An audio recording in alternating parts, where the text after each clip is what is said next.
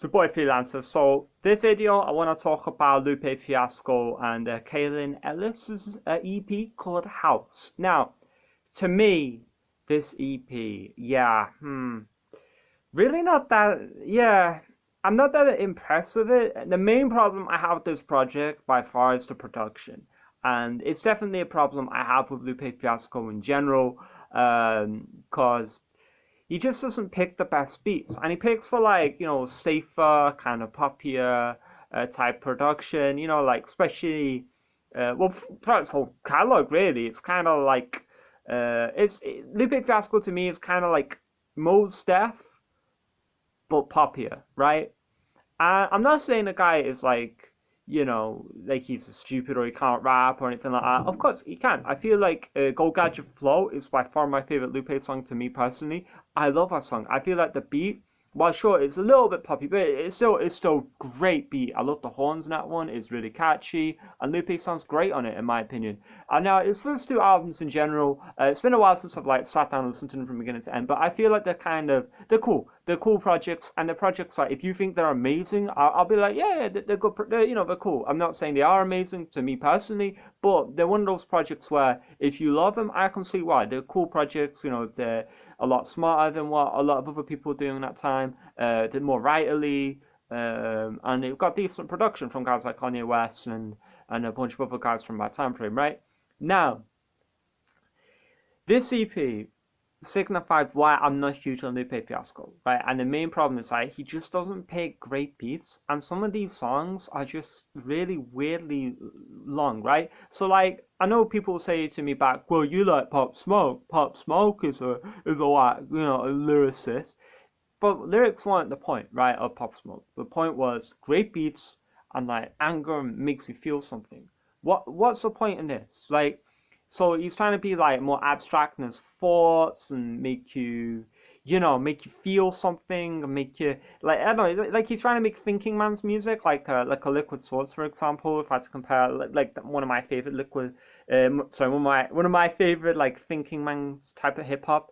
It would be like Liquid Swords, or even someone like Carr, like Descendants of Cain. But the thing is, even those albums to me, they have their own kind of production styles and aesthetic.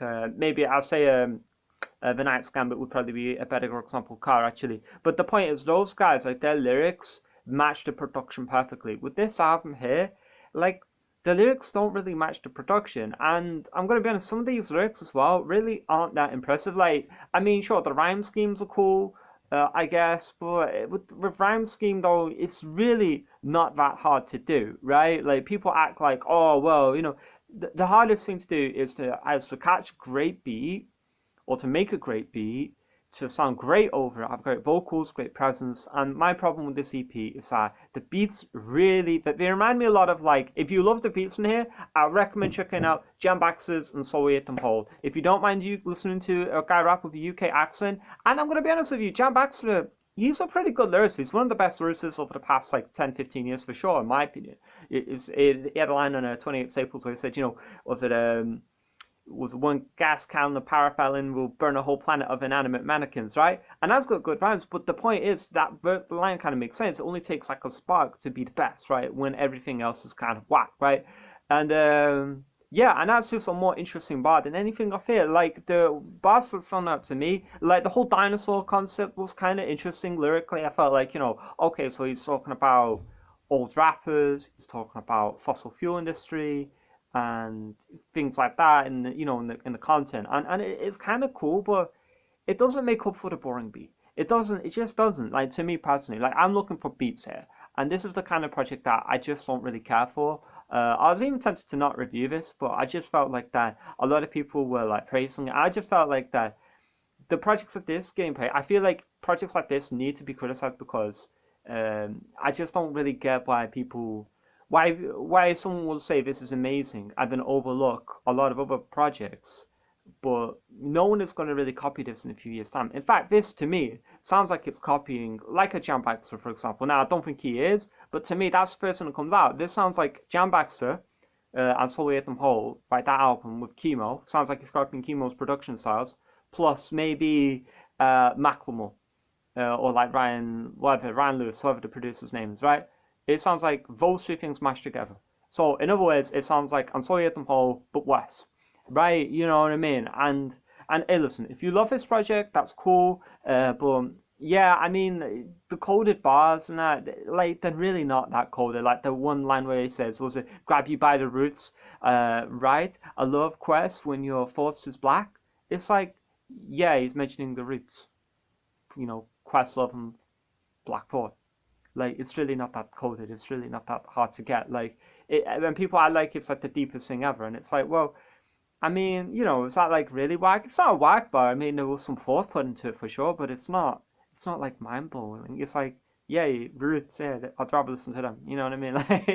Like, there's just nothing about this project that I really stand out. And listen, you can call me an idiot. You can say I've got a whack opinion in hip hop, and that's absolutely fine. But I want to hear what were your favorite lines in this project. What were your favorite? What are the best beats on here? What were the songs that really resonated with you?